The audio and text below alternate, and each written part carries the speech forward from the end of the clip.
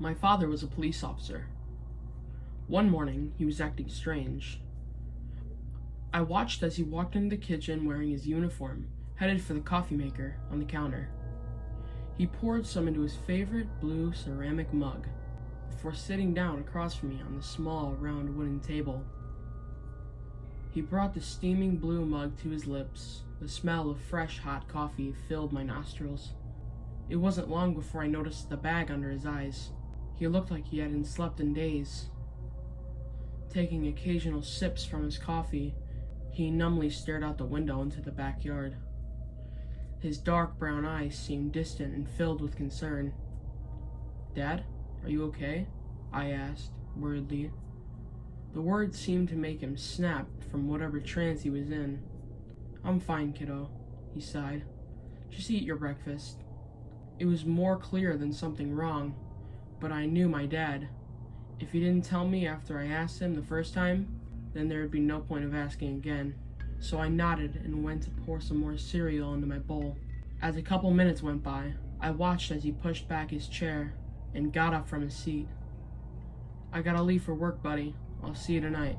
He chugged down the rest of his coffee and set the empty mug on the table, making a small thud as the ceramic hit the wood. Later that night, I was woken up by the sight of my dad, sitting on the edge of my bed. The room was dark but dim.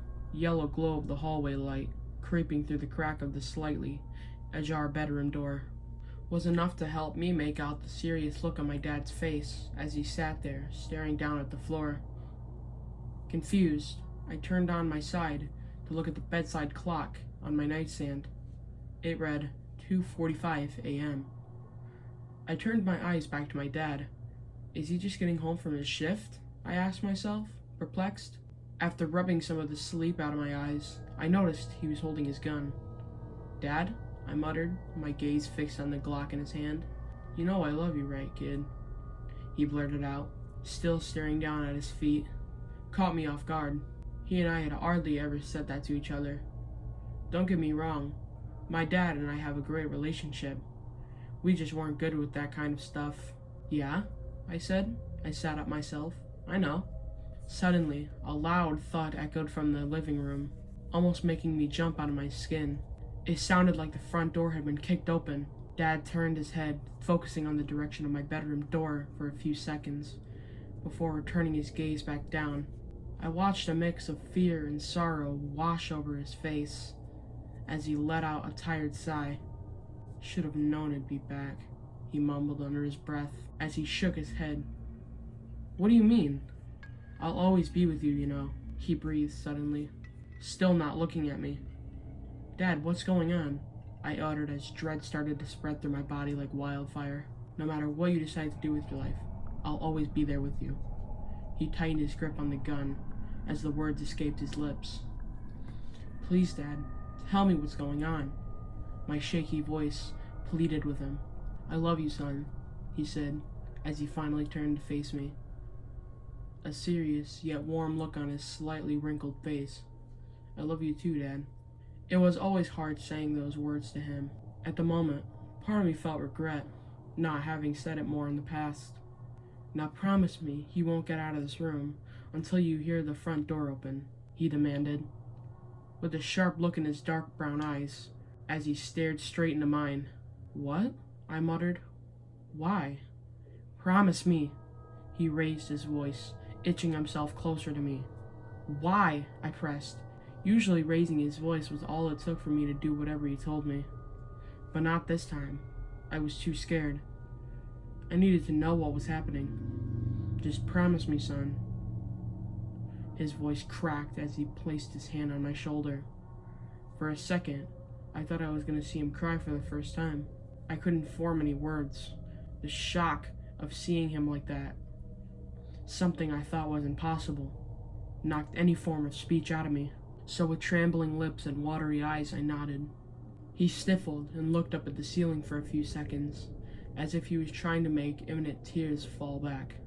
With a sigh, he brought his gaze back to me and pulled me close, placing a kiss on my forehead, before getting up and shooting towards the door. "I'm gonna do to my..." He stopped right He stopped right as he reached the door and turned around to look at me. I'm going to do my best to end it here, once and for all, then turned back around. Standing there, he looked around at his weapon and pressed the release button on the side of his pistol, extracting the magazine. After making sure it was full, he popped it back in and popped it back into the chamber, making a satisfying click that echoed through the dark room. Gun in hand, he grabbed the doorknob, and I watched as he twisted it and pulled the door open, then shutting it behind him and leaving me in complete darkness. Sitting in my bed, in that pitch-black room, I waited and listened, my body shaking as I counted seconds, not knowing what was about to happen. Suddenly, a single gunshot echoed through the house, and was quickly followed by the rapid thuds of inhumanely fast footsteps. It sounded like a hammer hitting the hardwood floor 100 times within a second. A wet munch sound echoed through the halls, accomplished by a loud grunt from my father, which was followed by a loud crash and the splattering of glass. And just like that, it all went silent again. I just sat there, heart racing. I wanted to run, to hide, to scream, but I couldn't move. It was as if my mind was wide awake, inside a dormant body. Minutes that felt like hours went by. Sitting there in complete darkness, I waited, building up the courage to tell myself I needed to do something. I needed to see if my dad was okay. Suddenly, the turning of the handle and crackling of the hinges sliced through the silence of the night. As I watched in horror as the door started to slowly open, the silhouette of a man stood in my doorway, the faint yellow light of the hall coming from behind him. It was hard to tell if the man standing across from me was my dad or an intruder. I sat there, not able to make a sound, waiting and hoping to hear my dad's voice emerge from the figure. Mere seconds seemed to drag on for an eternity. My heart was thumping against my chest, beating so hard I could feel it pulsating against my throat. Out of nowhere, a car slowly drove past the house. Its headlights flashed through the gap between my curtains, just enough for me to see the blue of my dad's uniform and the shine in his badge. Letting out a sigh of relief, I felt the tension in my body easing up. Dad, you scared the hell out of me. What's happening? Did someone break in? Whatever relief I felt before was ripped out of my chest as I watched my dad drop to all fours and crawl in the dark corner of my room. My mind started racing. This isn't Dad. This isn't Dad. This man is not my dad. Crouched down in the small corner of my room to my right from hurting me. The whole time I could feel him staring at me. I could hear his raspy breathing just a few feet away from me. Let me tell you, feeling the full effects of adrenaline while your body is frozen with fear, like torture. I felt my heart was going to burst out of my chest at any moment. Somehow, I mustered up the courage to turn my head to the direction of the man. As soon as I did, he started to slowly rise himself up. A loud cracking of bones echoed through the room as he did so. The cold, numb feeling sank into the pit of my stomach. He was now standing up. At the moment, the only thing I could think of was the lamp on my bedside table. I needed to see him. To see it. Carefully, I reached out at the lamp next to me, and with the pull of the cord, the whole room was bathed into an orange shade of light. Staring at the man, my eyes went so wide, they could have popped out of my skull. What I saw made my heart sink. It wasn't just wearing my dad's uniform, it was wearing my dad's face. That man, that thing, whatever it was, it had carved my dad's face off and was wearing it like a damn mask. Blood was still dripping from it, running down the man's neck and streaking the blue of the uniform. I just sat there, terrified, eyes bulging, as the man stood in the corner watching me. Through the holes where my dad's eyes used to be, I could see how lifeless the ones that replaced them were. The man tilted his head as he stared at me, almost as if he was admiring the sight in front of him. I don't even know how long he stood there. An hour? Maybe 2. Out of nowhere, he dropped on all fours again and crawled out of the room with inhumane speed, making loud thuds as his hands and feet hit the floor. Even after he left, I still sat there for what must have been hours, still frozen. Eventually, I finally gathered the courage to go look. With my bare feet pressing against the cold hardwood floor, I slowly stepped my way towards the now wide open door in front of my bedroom. As I entered the living room, my eyes scanned the place in search of my dad, but he wasn't there. His gun was on the floor next to a pile of glass shards and the frame of the broken coffee table.